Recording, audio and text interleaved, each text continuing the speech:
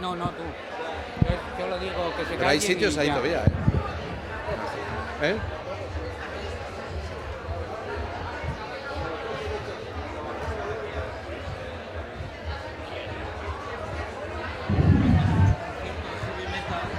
¿Eh? Sí, pero bueno.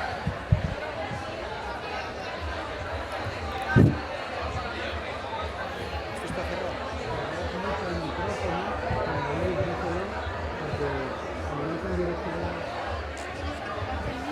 Vale.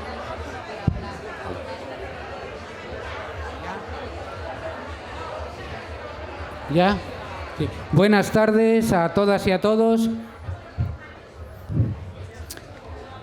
Comprendemos vuestro entusiasmo, pero por favor, hablad un poquito más bajo, expresarlo en el tono más suave que podáis, para que así podamos entendernos todos.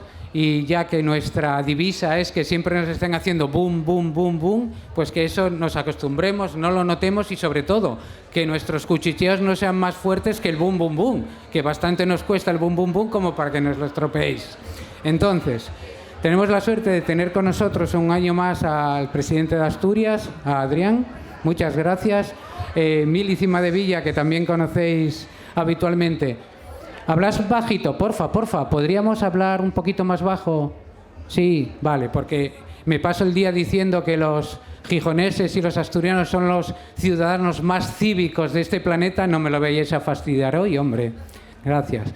Entonces, nada, hemos cambiado de carpa por los motivos obvios, pero que la carpa de la palabra sigue estando allí y que os esperamos en las siguientes actividades que allí tengamos con vosotros. Mucha suerte, y yo solo quiero decir lo que siempre dice mi amigo Vargas Llosa: votad bien. Gracias.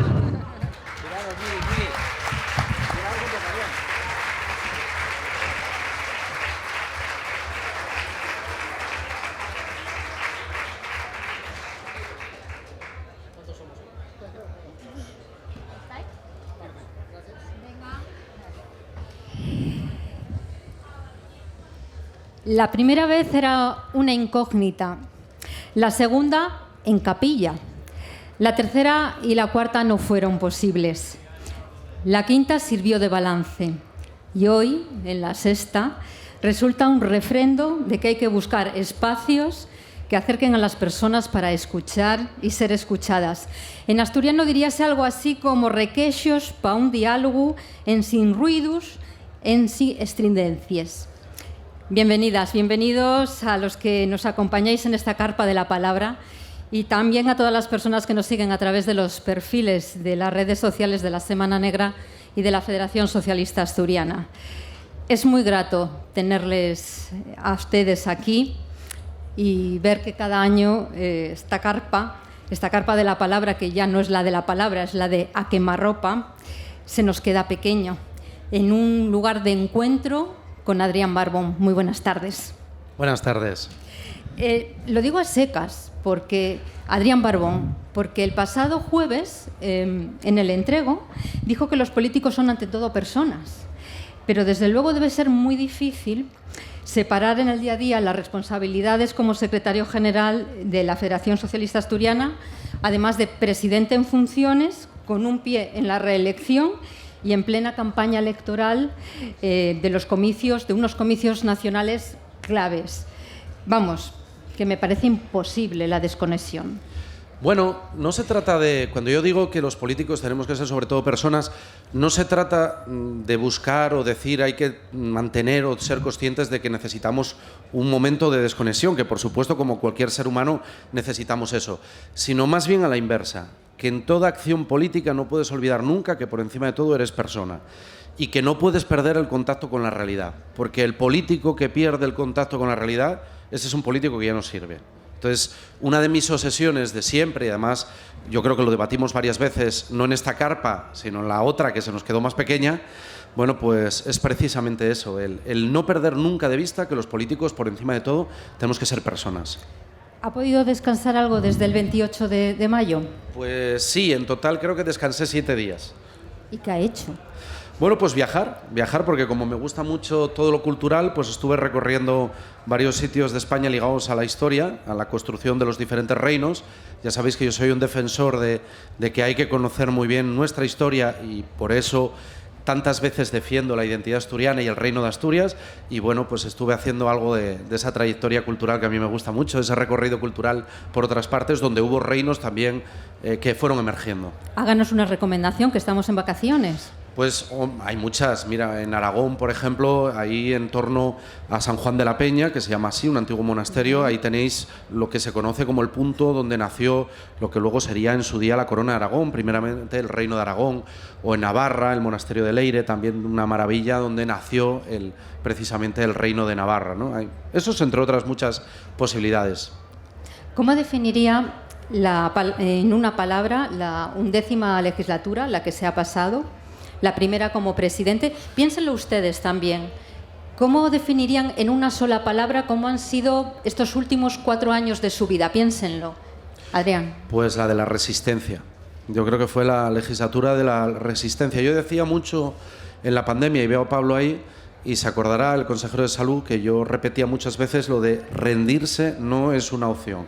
Y es verdad, yo creo que si algo nos podemos quedar después de lo duro que ha sido esta legislatura es que no nos rendimos, ¿no? Y yo creo que ese es un mensaje que los asturianos y asturianas tenemos que aplicar en cualquier actividad política, no solo en lo que fue la gestión de la pandemia, sino en todo lo demás. Rendirse nunca va a ser una opción.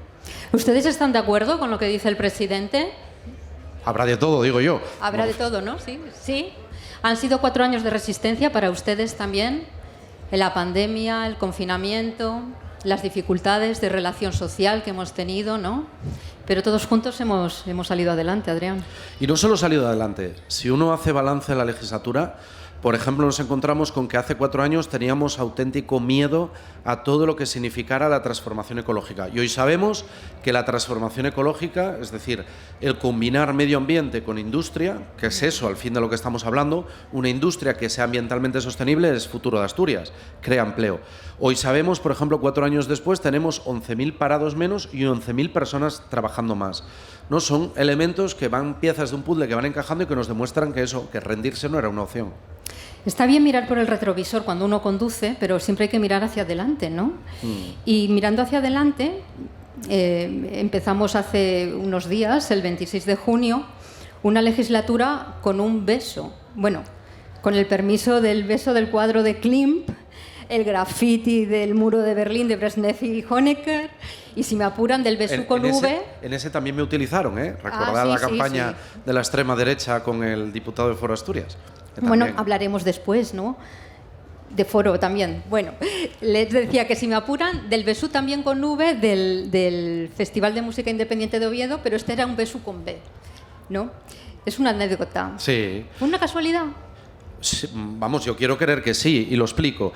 Vamos a ver, todo el mundo sabe que yo soy creyente, pero nunca en mi vida he prometido un cargo político sobre la Biblia.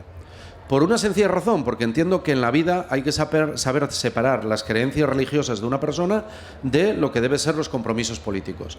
Y esto me lo explicó hace muchos años un cura que para mí fue una referencia, allí en La Viana, cuando iba a prometer mi primer cargo de concejal, que me dijo: nunca jures un cargo, porque cuando juras sobre la Biblia estás llevando a Dios a los asuntos de los hombres, y como imperfectos que somos, siempre vas a fallar a ese juramento, ¿no? Y por tanto toda mi vida he prometido. Lo que pasa es que en la Junta, a los diputados, en este caso fueron la mayoría del PP, creo recordar, y los de Vox, bueno, pues lo que hacían era utilizar una Biblia en vez de prometer su cargo, o jurar su cargo, que lo podían haber jurado sobre la Constitución y el Estatuto de Autonomía, juraban sobre la Biblia. Y cuando lo normal era que el que juraba guardara la Biblia debajo del atril. Cuando salí yo, la diputada de Vox, pues se le olvidó, creo, la Biblia allí, y yo lo que hice, pues muy respetuosamente como creyente, le di un beso, la guardé, y luego lo que hice fue prometer mi cargo sobre la Constitución y el Estatuto de Autonomía, que es lo que entiendo que debe hacer un político en una sociedad aconfesional como la nuestra, en la que las creencias de cada uno son de cada uno.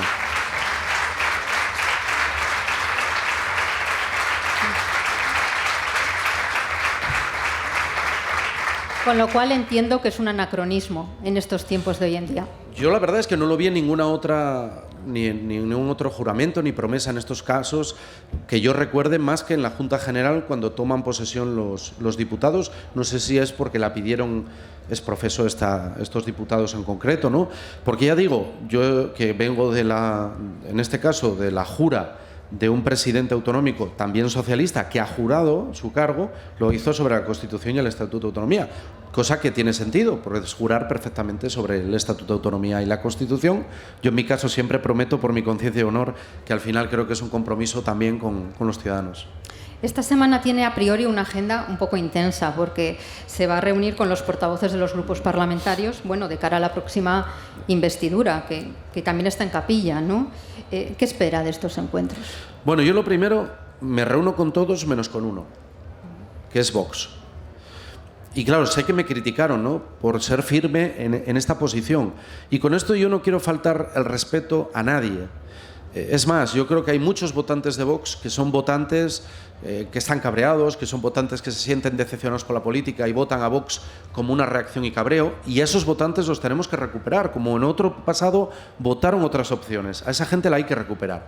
Pero yo, desde luego, no me puedo sentar con una portavoz de un grupo parlamentario que defiende, por ejemplo, que no existe la violencia machista, por ejemplo, que está hablando permanentemente mal de nuestro sistema público de pensiones, que dice que no hay que subirlas de acuerdo al IPC, por ejemplo, que ataca los derechos del colectivo LGTBI.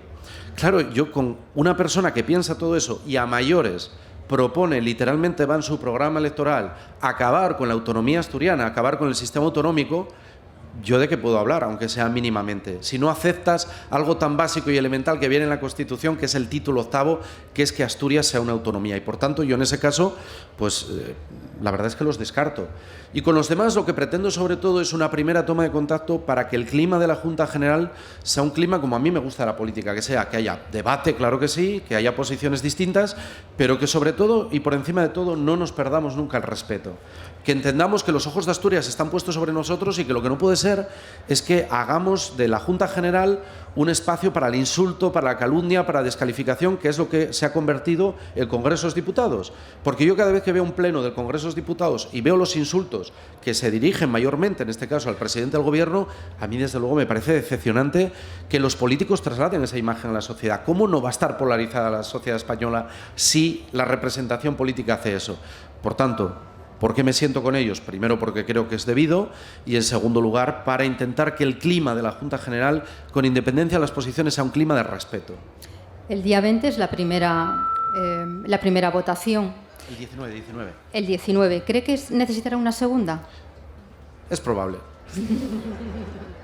Bueno, si... Tampoco pasa nada. La vez anterior fui elegido en una segunda por 22 votos, o sea que no hay ningún problema en ese sentido. Fíjese usted, así, lucubrando, si Izquierda Unida, como dice, va a votar a favor. Va a votar a favor. Todos los suyos, sin equivocación, votan a favor. Sí. Hombre, espero. Como esa viva voz, ahí no hay error que falta. Y si obtiene el respaldo de Foro... No, pero Foro ya ha dicho claramente que va a abstenerse en la investidura, y a mí me parece bien. Él dijo que ninguna de las dos opciones, ni el candidato del PP ni yo, le convencíamos y que por tanto él iba a abstenerse. Pero sí es verdad que hay una diputada de Podemos Asturias con la que a día de hoy no hemos podido hablar en cuanto a la reunión sobre la investidura, porque cuando, como sabéis, nosotros creamos o delegamos en un grupo de personas para que lleven la negociación con los grupos parlamentarios con los que creemos que hay afinidad para sacar adelante la investidura. Estaba formada por Juan Cofiño, estaba formada por Jimena, y está formada por Jimena y por Dolores Carcedo. Juan Cofiño, al ser elegido presidente de la Junta, le entendió que por su responsabilidad tenía que salirse de esa negociación. Entonces ahora están Dolores Carcedo y Jimena. Y curiosamente, cuando convocaron a una reunión a Podemos Asturias, que se convocó a la delegación que nos comunicó la dirección del partido, nosotros no entramos en la vida del resto de partidos y menos aún no nos metemos porque tenemos un profundo respeto a Podemos Asturias y a sus militantes y simpatizantes, pero lo curioso fue que la diputada electa no quiso asistir, pero no quiso asistir no por no reunirse con nosotros, sino porque no quería reunirse con sus compañeros. Y claro, yo lo que le dije a la diputada, y que lo estoy diciendo siempre, cada vez que dice que quiere una reunión, es que no pueden trasladar sus problemas internos a la Junta General. Miren, hace En el 2017 yo fui elegido secretario general. Y cuando había reuniones de negociación, por ejemplo, con otros partidos de los presupuestos del Principado de Asturias, iba un representante del gobierno, iba un representante del grupo parlamentario, iba el representante del partido. Y nadie puede haber dicho que en el tiempo en el que coincidimos Javier Fernández de presidente y yo de secretario general hubo ni la mayor disputa, ni la menor disputa, ni nada. Todo lo contrario, fuimos ejemplares. Bueno, pues yo no estoy pidiendo a otro grupo político nada que no hayamos hecho nosotros. Es decir, que aparquen sus diferencias y que, hombre, que vengan los dos a negociar. Porque si pactamos con el partido sin la diputada, ella puede votar lo que quiera. Si pactamos con la diputada sin la autorización del partido, el partido puede desautorizar ese acuerdo. Por tanto, lo lógico y lo normal es que vengan los dos. O sea, hay margen. No lo sé. Yo, sinceramente, con las declaraciones que estoy escuchando, la verdad es que me sorprenden, pero bueno.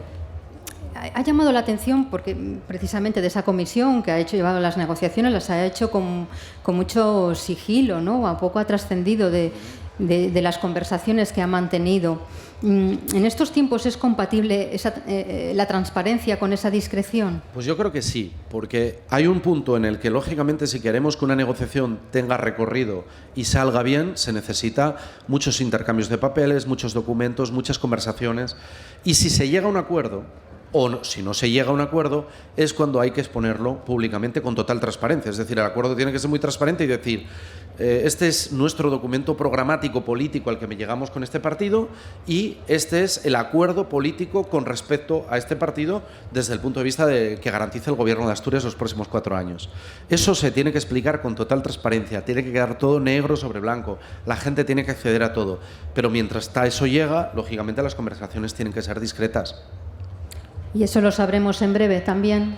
Pues yo espero que sí, que lo más breve posible, más que nada porque el 19 hay una primera votación y el 21 una segunda. Entonces, pero hasta ese momento no sabremos. Seguramente no. Seguiremos con la discreción. Seguiremos con la discreción.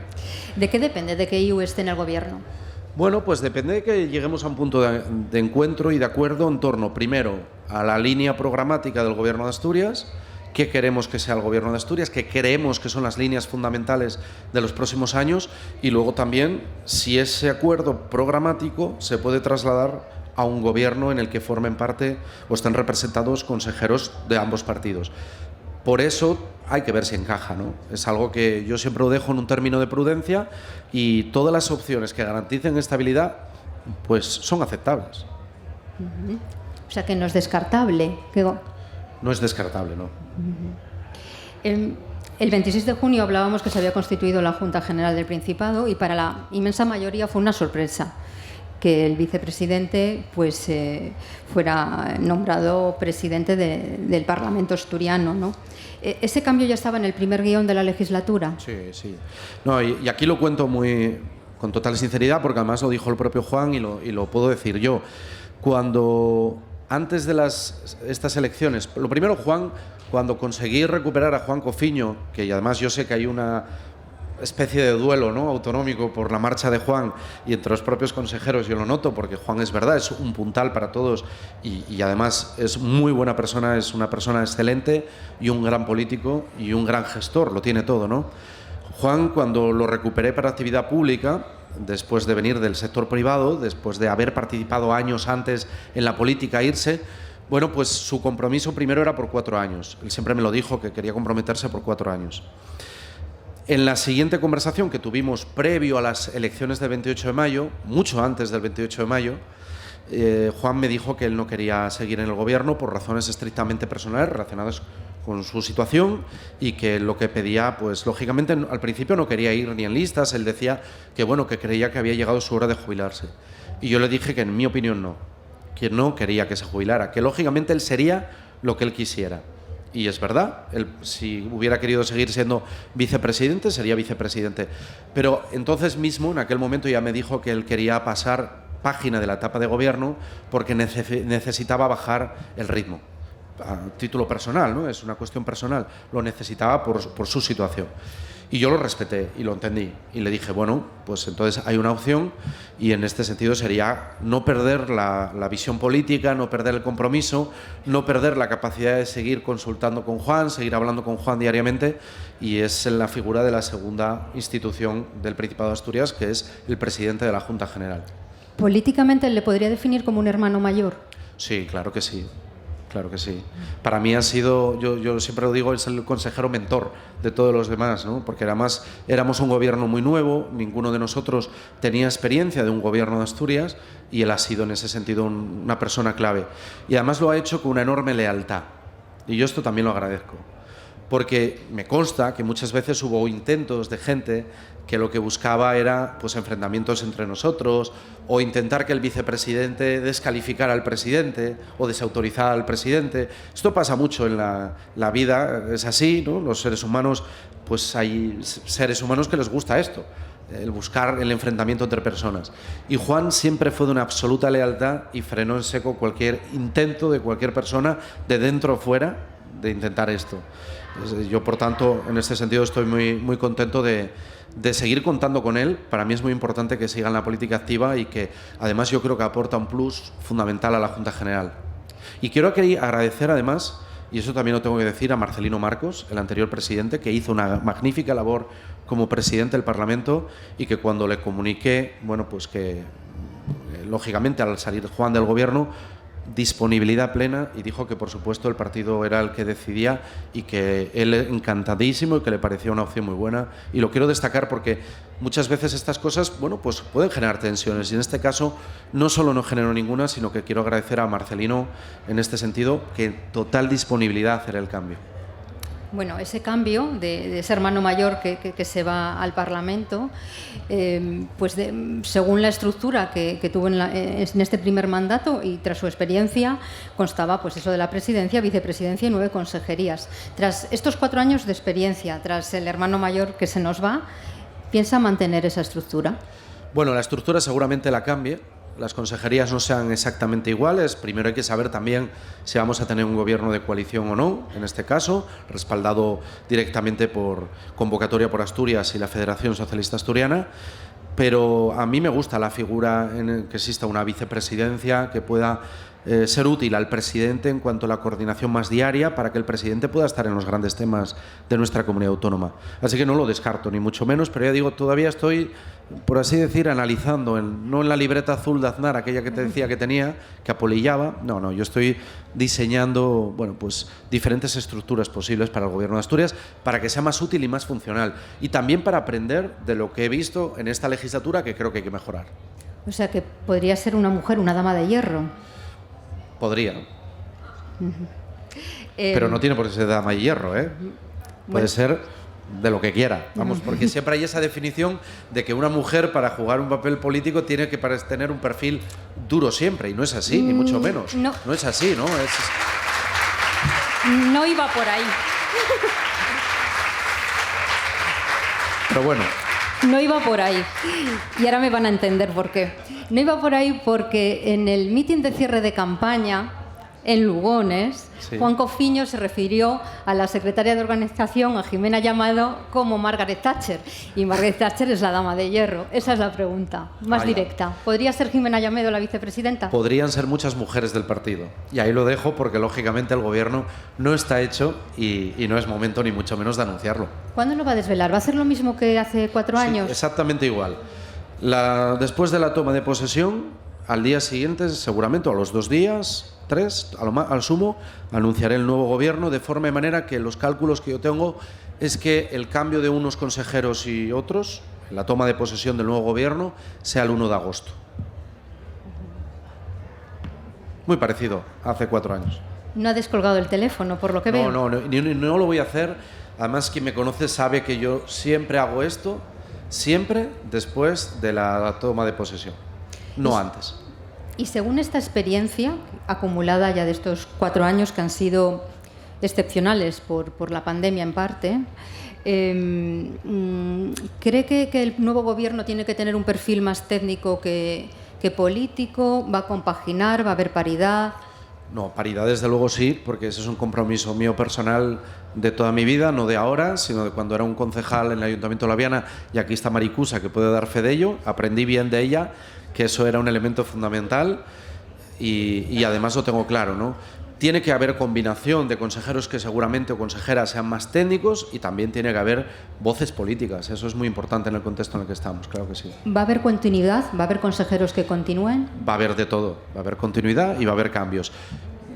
Mire, el otro día sorprendió Emiliano García Paje, que saben que estuve en su toma de posesión, como espero ir a la toma de posesión de María Chivite, la presidenta Navarra. Me llamó Emiliano, me invitó y fui, por supuesto, porque además como quedamos pocos presidentes socialistas, pues no va a ser muy difícil la ruta, ¿no? Somos 3 los que podemos quedar. Y una cosa que veía en los medios que había sorprendido mucho cuando anunció el gobierno es que había hecho un cambio muy amplio del gobierno. Y se lo pregunté al propio Emiliano, que por qué sorprendían los medios, y me decía que porque él era tenía muy poca costumbre de hacer cambios amplios. Y lo había hecho porque el razonamiento que hacía es que en un contexto político totalmente diferente necesitaba, bueno, pues hacer esos cambios porque lo pedía la situación del momento, ¿no? Entonces, y es verdad, él me lo explicaba muy bien conversando con él, me decía, no se trata de que haya consejeros que lo hayan hecho mal, no, se trata de que el contexto ha cambiado. Y ante un cambio de contexto, yo también como presidente, o María Chivite me imagino como presidenta, tendrán que decidir, bueno, pues qué cambian, qué piezas deben de cambiar, qué debe de actualizarse, sobre todo para responder al momento en el que estamos.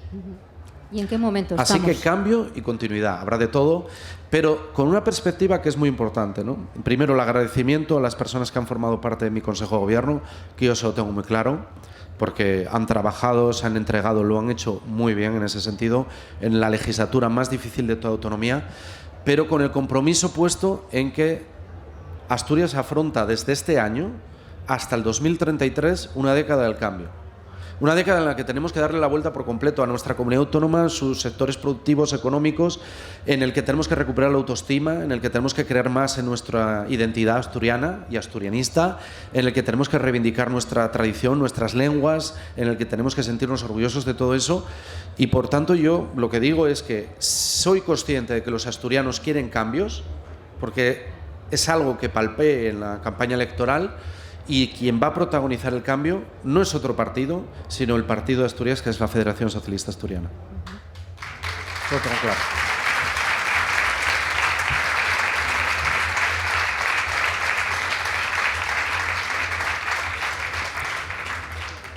Es una legislatura pensando a futuro, o sea, no es cortoplacista. Desde luego que no.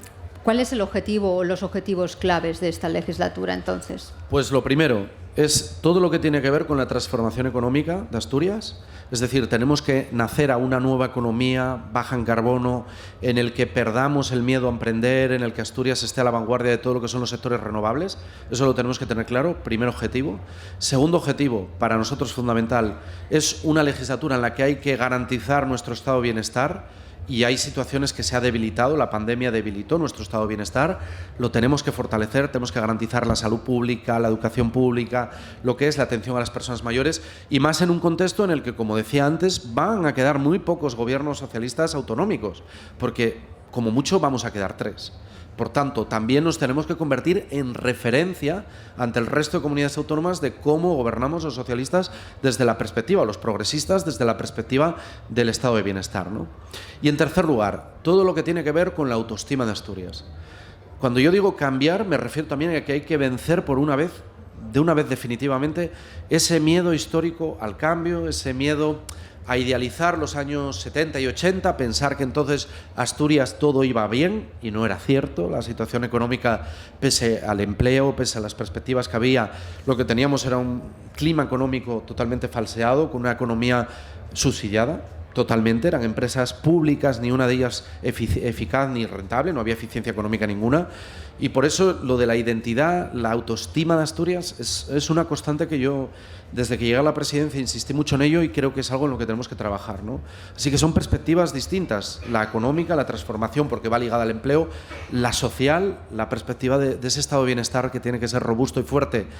Sobre todo si vemos que en otras comunidades ya están empezando desde hoy ya, y lo estamos viendo. Por ejemplo, hoy leía, creo que en Baleares han suprimido como pronto ya todo lo que tiene que ver con igualdad o todo lo que tiene que ver con la protección del medio ambiente, ya ha desaparecido sus gobiernos. Bueno, nosotros tenemos que ser ejemplares en eso. Y tercero es autoestima, para creer en nosotros mismos. Eso que decía José Andrés, que a mí me gustaba tanto, de Asturias tiene que creérselo. Bueno, Asturias tiene que quererse y la verdad es que los asturianos somos muy apreciados fuera. Y mucha gente, o bastante gente, empieza a querer venir a trabajar aquí. Fomentar todo ese empleo nuevo costará dinero. Y entiendo que la Administración tendrá algún plan pues, para atraer empresas más de los que tiene ahora. Por supuesto. Lo primero es transformar la industria que ya tenemos en una industria competitiva y de futuro. Ahí está la ayuda, por ejemplo, que aprobó el Gobierno de España, ArcelorMittal, que es la mayor ayuda que se da directamente a una empresa, 450 millones de euros para transformarla. Junto a eso tenemos que atraer nuevas empresas. Pero no solo se trata de atraer grandes empresas, como muchas veces pensamos. Se trata de favorecer también que aquí se instalen eso que se llaman ahora nómadas digitales, que es la gente que puede teletrabajar en cualquier parte y, sinceramente, si uno compara la calidad de vida que hoy tenemos aquí en Asturias, en estos momentos, en este mismo momento que estamos hablando, la temperatura que tenemos aquí en esta semana negra maravillosa de Gijón y de Xixón, y respecto a lo que está pasando en otras partes de España, pues uno abre los ojos y dice, es verdad, ¿no? Y junto a eso el emprendimiento, porque es otra de las constantes que más hay que trabajar, es decir, que la gente emprenda más, que la gente pierda el miedo a emprender y que la Administración ayude a la gente a emprender también. Quizás muchas veces los autónomos, sobre todo, se quejan del exceso de burocracia, ¿no? De lo que cuesta arrancar. Bueno, pues por eso, porque somos conscientes de que el exceso de burocracia era algo que había que podar, en la legislatura pasada aprobamos leyes muy importantes. Primero la Ley de Medidas Administrativas Urgentes, luego vino la Ley de Calidad Ambiental y finalmente la Ley de Empleo Público, que lo que significa es ir reduciendo esa burocracia que lo que hace es entorpecer el funcionamiento normal, el que la gente pueda desarrollar su proyecto de vida y su proyecto económico también. Yo creo que es importante eso. Las administraciones... Maricusa se acordará, nosotros teníamos una interventora que decía, yo soy interventora, no interruptora. Yo creo que las administraciones tienen que intervenir, pero tienen que facilitar, no pueden interrumpir tampoco. Siempre que sea compatible, claro, con cuestiones como la protección ambiental, como los derechos de las personas, etcétera, etcétera, etcétera. Pero tenemos que facilitar mucho más eso. Facilitar eso y también en algunas áreas de Asturias, y lo refrendaron con su voto en las pasadas elecciones, el suroccidente con las infraestructuras, ¿no? Quizás ahí es un debe que tiene su gobierno con esta zona. Desde luego, en el suroccidente tenemos que hacer una reflexión, la estamos haciendo con los compañeros del partido. Yo creo que cuando los resultados no son todo lo buenos que deberían de ser en un territorio, en este caso pues hay que hacer eso que un creyente diría examen de conciencia, y es verdad. Nosotros tenemos que examinar, no se puede culpar a los ciudadanos nunca de un mal resultado electoral. A los ciudadanos, en este sentido, no se puede decir, es que han equivocado su voto, eso que decía Vargas Llosa, ¿no? De la gente debe votar bien.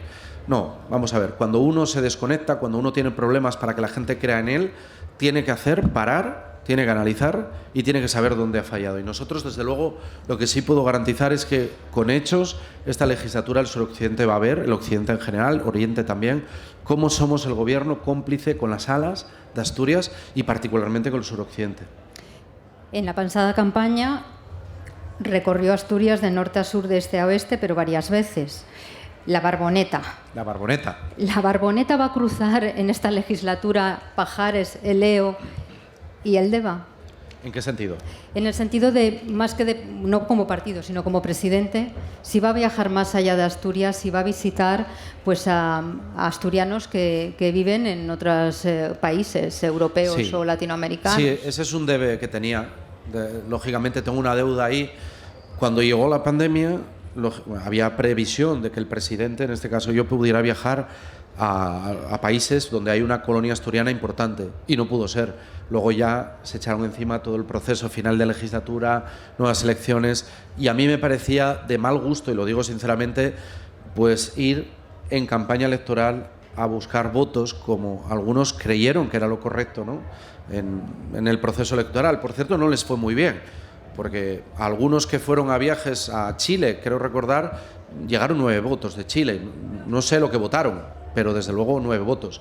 Es decir, la gente no valora bien que uno vaya a verlos solo cuando hay elecciones. A la gente hay que ir a verla mucho antes de que haya elecciones, hay que estar en contacto directo, y lo que sí puedo garantizar es que, como en esta legislatura, voy a estar, y lo dije en mi toma de posesión, y tú lo sabes bien, hace 4 años, dije aquello de toda Asturias será mi despacho, va a seguir siendo mi despacho toda Asturias, voy a seguir recorriendo el territorio y por supuesto que voy a tener que salir fuera, pero no solo para ver la colonia de migrantes, no solo para ver a los asturianos que son Asturias fuera de Asturias, sino también por los intereses económicos de acompañar a nuestro empresariado a que puedan intercambiar, ¿no?, experiencias, que hay inversores también que quieran invertir aquí y para ganar también influencia política en otras comunidades autónomas, en alianzas para negociar cuestiones como la financiación autonómica, que para nosotros es un elemento clave.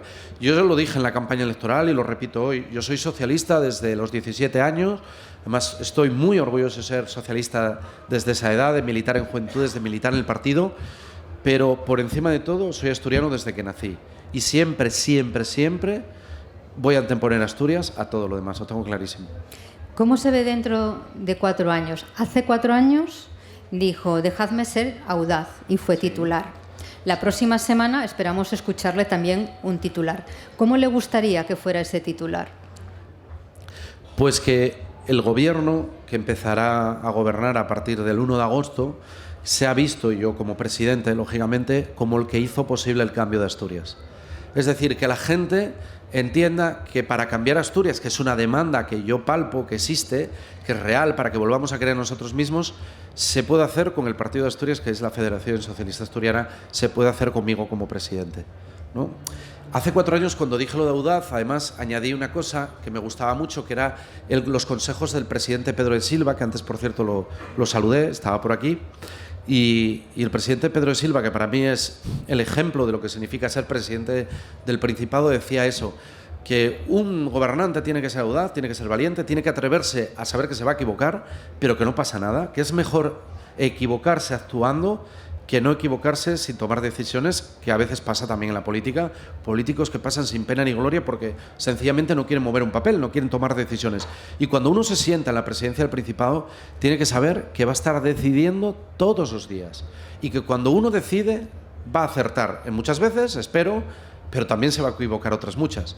Y lo bueno en esto es ser humildes para reconocer cuando te equivocas y aprender de ese error, no perseverar en él, no estar insistiendo, volviendo a equivocarte, ¿no? Por eso es tan importante que los políticos no perdamos la conexión con la sociedad. Por eso es tan importante que no perdamos la conexión con la gente que nos conoce y que la gente que te rodea en tus equipos te pueda decir lo que piensa siempre, esté de acuerdo contigo o no. ¿Por qué? Porque eso va a hacer que cometas menos errores y eso va a hacer que no te acostumbres a pisar moqueta, sino que sigas pisando suelo firme. Poniendo el retrovisor, dígame algo de lo que se siente orgulloso de estos 4 años y de algo que le gustaría cambiar.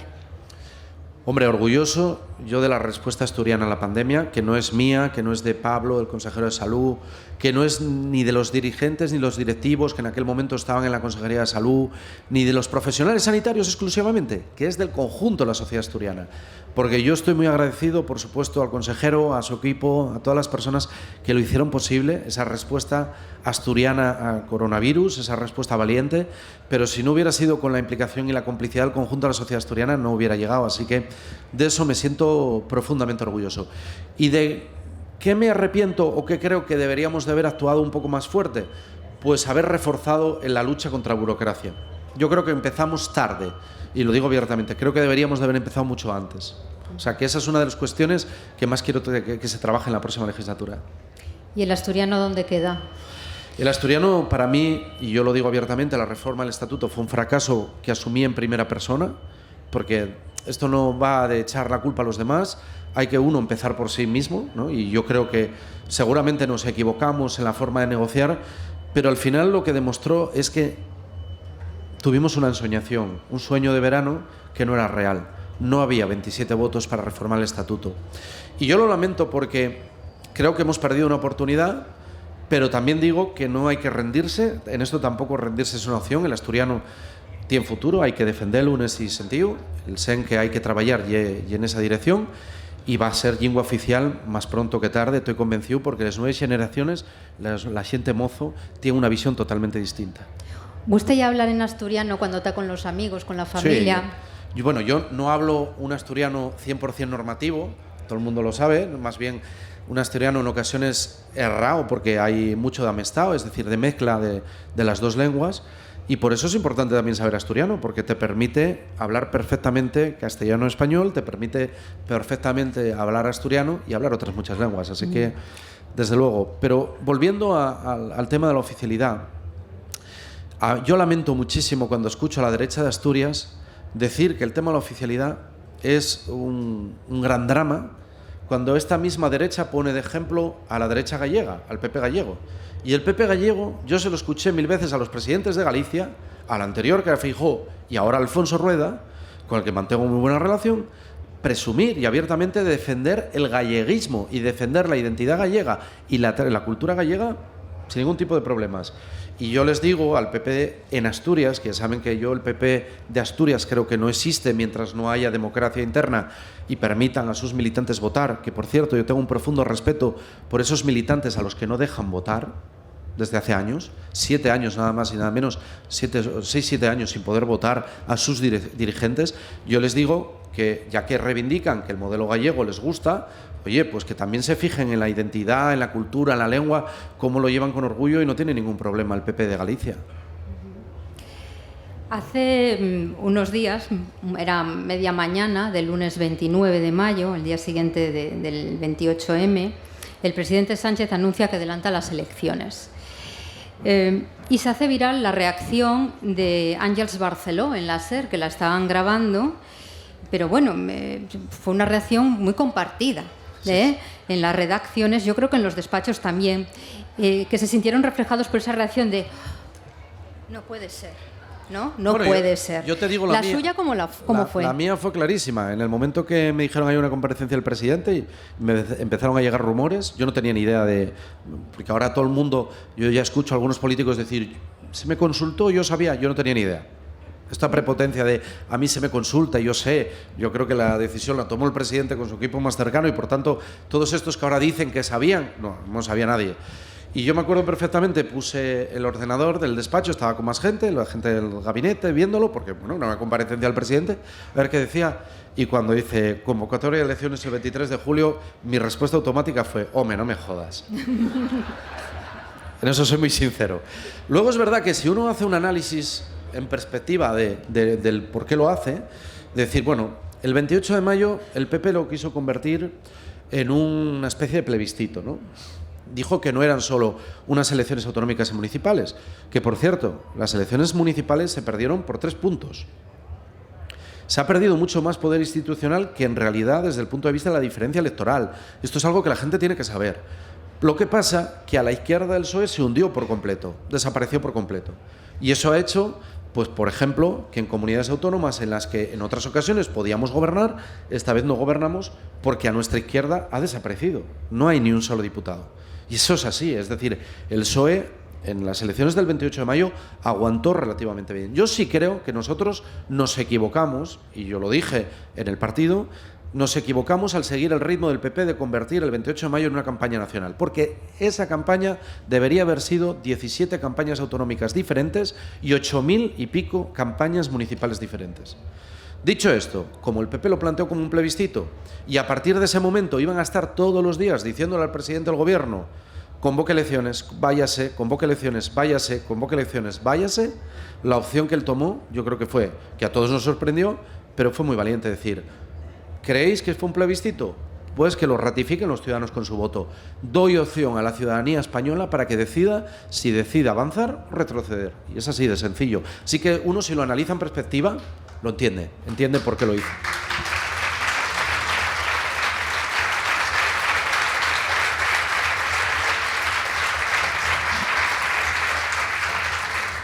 ¿Y en esas estamos? Y en esas estamos. ¿Y cómo va?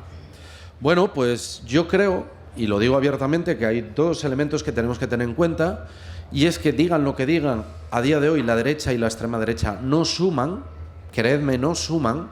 Por eso ya están con el soniquete otra vez de el PSOE le pido que se abstenga, voy a llamar a los varones, que por cierto a mí no me llamó nadie, no seré varón. Entonces, nadie me llamó, pero también es verdad que si me hubiera llamado, y tengo buena relación con Feijóo personal, eso es conocido, cuando él presidía la Xunta y yo Asturias, la respuesta la tengo clara y sería esta: Hombre, para pedir tú la abstención en una hipotética victoria electoral del 23 de julio, que luego diré por qué está por ver, creedme que todavía está por ver, pese a lo que pretendan vender como algo que ya está conseguido, yo le diría ya, pero ¿sabes qué pasa? Que tuviste oportunidades de permitir el gobierno de la fuerza más votada, tuviste la oportunidad de hacerlo en Extremadura, tuviste la oportunidad de hacerlo en Canarias y tuviste la oportunidad de hacerlo en cientos de ayuntamientos de España, empezando, por cierto, por el ayuntamiento de Gijón. Así que ahí lo dejo. Está mal pedir a los demás que hagan lo que tú, cuando pudiste hacer, no hiciste. Eso no funciona así. No eres creíble. Usted habla de remontada. Sí. Y las encuestas del fin de semana pasada, algunos, pues no ponían que el PP creo que era 3 diputados, 2 el PSOE, creo que era así más o menos, ¿no? En Asturias. En Asturias, sí. Sí, vamos a ver. Las encuestas es cierto que todavía siguen dando una ventaja considerable del PP sobre el PSOE. Eso es cierto, ¿no? Las encuestas que estamos viendo, pero también les digo una cosa. No olviden nunca que las encuestadoras son empresas y que a estas empresas las contratan otras empresas que son medios de comunicación con una línea editorial muy consciente, también. Es decir, en ocasiones vamos a decir que las encuestas se utilizan también más como arma de animación o desincentivación del voto que como lo que son elementos de trabajo. Nunca nadie podrá decir que conoce una encuesta de la Federación Socialista Asturiana. Y les puedo asegurar que somos el partido de Asturias que más encuestas hace. Y tenemos muchísimas, pero claro, las conocemos muy pocos. ¿Y por qué? Porque las encuestas, cuando son un método de trabajo, que es lo que deberían de ser, y pulsar la situación de la ciudadanía, lo que no haces es estar filtrando, como hacen algunos partidos permanentemente, filtrando encuestas. Eso es hacer el tonto. Eso es lo que es hacer, es campaña encubierta, ¿no? Y lo que están diciendo las encuestas, y esto es cierto y tenemos que tenerlo en cuenta, es que la brecha se está cortando. La brecha se está cortando, se está movilizando más el votante progresista, esto se empieza a notar, la gente está porque al votante progresista por naturaleza nos cuesta más votar, pues somos hipercríticos. El votante progresista, de 10 medidas que toma un gobierno, con que haya una mal y las otras 9 bien, la una mal le sirve para no votar. Yo ya no voto más, me habéis decepcionado. El conservador, con una que haga bien de 10, le sirve para seguir votando, no tiene ningún problema. O sea, que hay un matiz ahí. El votante progresista se está animando. Y eso se nota en el ambiente. La gente se da cuenta, además, de que ya no vale decir el miedo a un gobierno PP-Vox. No, es que el PP por sí mismo va a aplicar las mismas políticas de Vox. Porque en Baleares, que no hay un gobierno de coalición PP-Vox, está aplicando exactamente las mismas políticas del gobierno autonómico que si estuviera Vox en el gobierno. Ya no vale pensar que hay un PP moderado, que si no está la influencia de Vox les va a permitir. No. Es que el PP se ha contaminado en este sentido del populismo de Vox, de la ultraderecha de Vox, y lo que está llevando es a postulados que a mí me sorprenden muchísimo, que son los peores tiempos desde Aznar, en el punto de vista ideológico. Situémonos en el marco del Aznar, para que todos nos acordemos, de la segunda legislatura, de la mayoría absoluta, ¿no? Ese es el PP en estos momentos que tenemos enfrente. Entonces, la brecha se está cortando. Los progresistas se están movilizando. Y luego los progresistas están dándose cuenta que hay que tener un voto táctico. ¿Un voto táctico qué significa? Pues que tendrás que votar aquella fuerza que puede significar sacar más diputados. Porque en ocasiones los progresistas nos dividimos en 1001 opciones, como sabemos, y lo que pasa es que luego, a la hora de la verdad, pues gana la derecha o gobierna la derecha, no porque sean más votos, sino porque los votos de la izquierda se pierden, se difuminan.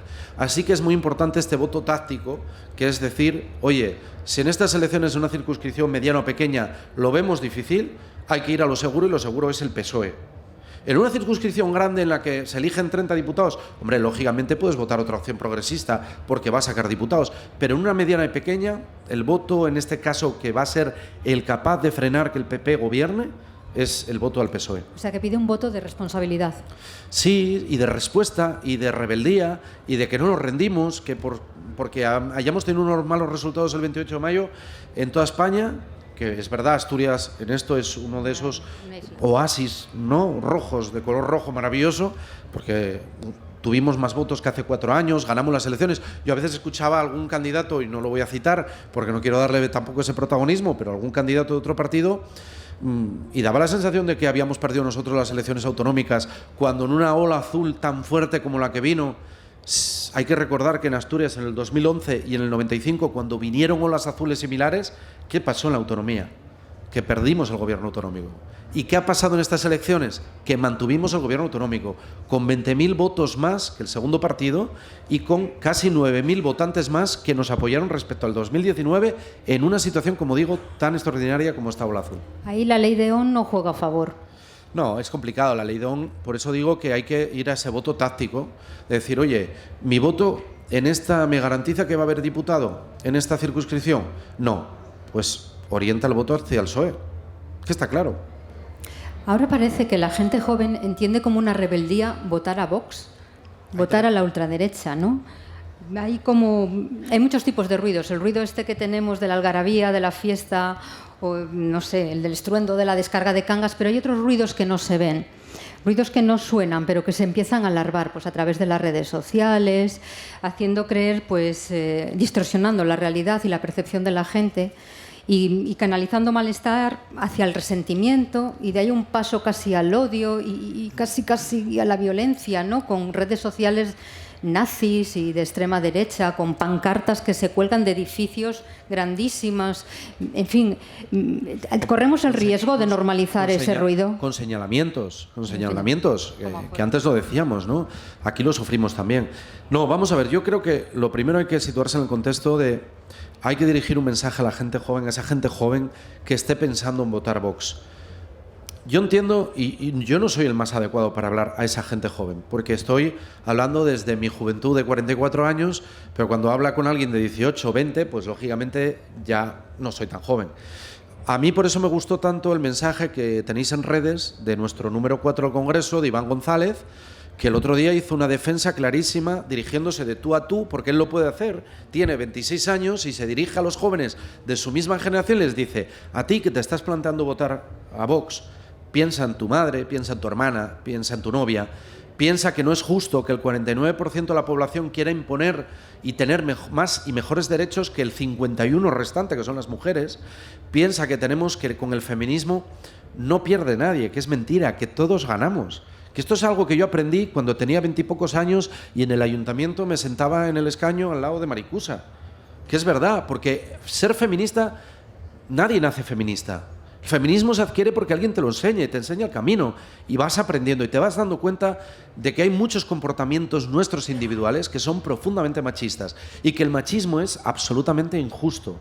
Y luego estás hablando del odio, es verdad. Esa es la política de los sentimientos, Claro, yo siempre digo que la política perfecta, a mí no me valen los racionales puros, es decir, los que todo es razón, porque creo que la vida también tiene mucho de emoción. El amor, el cariño, los afectos, también vinculan. Por tanto, la combinación perfecta de la política tiene que ser tener razones, pero esas razones que sean capaces de conectar con la emoción, que tengan un punto emocional. Pero cuando eso se desequilibra y vas a una política puramente racional, malo, porque cuando falla la emoción no eres capaz de ponerte en el lugar del que está sufriendo, de la persona que va a ver cómo se le aplican las decisiones que tú tomas. Eso pasa muchas veces en política. Esos políticos que hacen números y que no ven personas, solo números. Y por contra están lo emocional sin control de la razón, que lo que lleva es, como tú bien dices, al odio y al ataque al diferente, ¿no? A eso que te sale casi, diría, un voto de las tripas. Pero a esa gente joven tenemos que llegar, tenemos que hacerlo, sobre todo a través de otros jóvenes, tienen que ser ellos los que les interpelen, los que les planteen la pregunta del por qué ese voto a Vox como un voto de rebeldía, cuando Vox no es en absoluto rebeldía. Es que Vox es todo lo contrario a lo que es ser rebelde. Es todo lo contrario, es el conservadurismo por naturaleza, lo más extremista, lo más radical y además lo más profundamente antidemocrático, que es lo más grave que tiene Vox en ese sentido. Vox, cada vez que hace una declaración, la estaréis viendo, es profundamente antidemocrática. Y mirad, este país vivió muchísimos años en dictadura y yo pensé que nunca más lo íbamos a tener que decir, pero es que cada día hay que defender la democracia con uñas y dientes. Y lo tenemos que defender la gente de izquierdas y los de derechas, todos juntos, porque la democracia se va deteriorando poco a poco y la podemos perder mucho más rápido de lo que pensamos.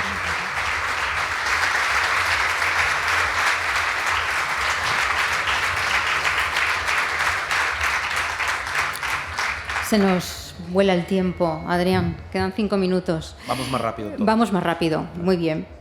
Sí que hay que ir a ver el debate, que si no, pruebas de nosotros. Bueno, sí, a las 10 empieza el debate en A3 Media, ¿no? En todos los grupos de comunicación de A3 Media. ¿Qué espera de ese debate? Pues yo espero que se vea, y lo digo sinceramente, un presidente que tiene algo que en mi opinión es muy importante en estos momentos, que es la experiencia de ser presidente del gobierno.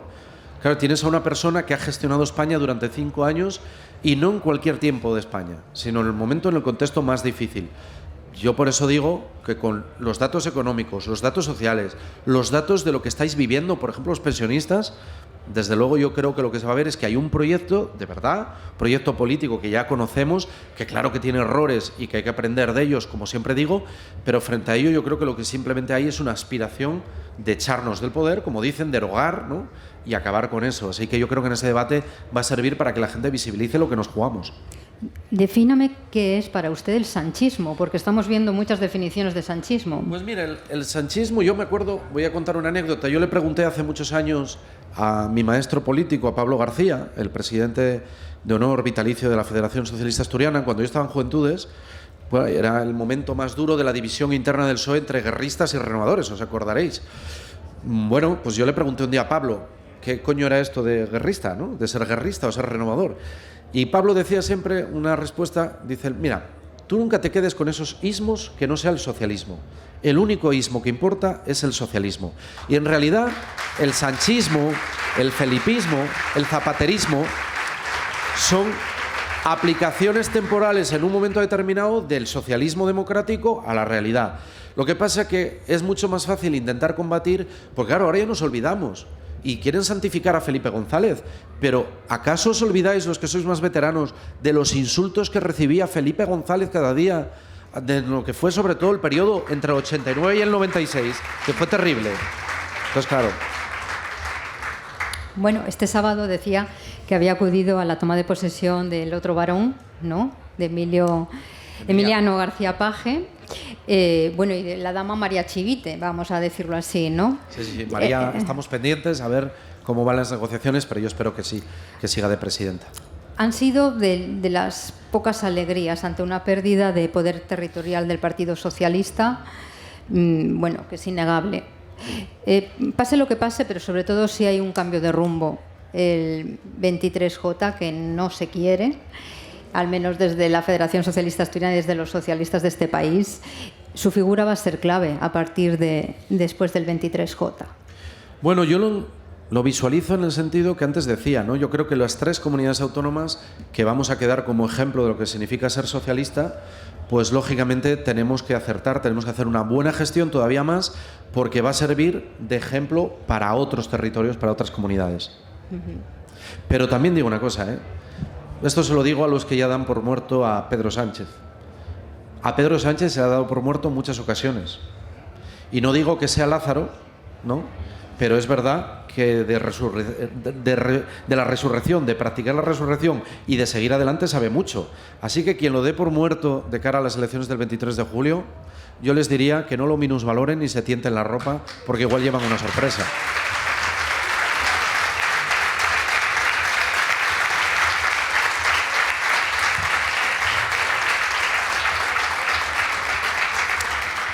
Bueno, estamos en el tiempo del descuento, es este tiempo de decir hasta pronto, Adrián Barbó. Ya sabe que la vida no es como uno se la imagina, que siempre a veces nos da requiebros, ¿no? Y que estos sean los menos en los próximos 4 años, en los que tenga junto con su equipo del Consejo de Gobierno muchos aciertos, porque a buen seguro redondearán el bienestar de todas las personas que vivimos en Asturias, lo hayan votado o no. Muchas gracias por compartir con nos Pallabres en Sin Mieu y en Sin Ruido. Muchas gracias a vosotros. No se vayan todavía, porque vamos a abrir la puerta a otro cuarto, en el que está más de la mitad de la población, a una habitación propia con la que Virginia Woolf hizo reflexionar a la sociedad de hace más de un siglo sobre la importancia de la independencia económica y social de las mujeres, de manera que tuviéramos libertad personal para dar rienda a nuestra creatividad y a nuestro arte. En esta 35 edición de la Semana Negra, la psicóloga y feminista Vanessa Fernández va a conducir un diálogo sobre proyectos culturales urbanos y feministas en una Asturias sin miedo y sin ruido. Será en la Carpa de la Palabra, porque nosotros hoy hemos hecho un diálogo a quemarropa con Adrián Babor. Muy buenas tardes.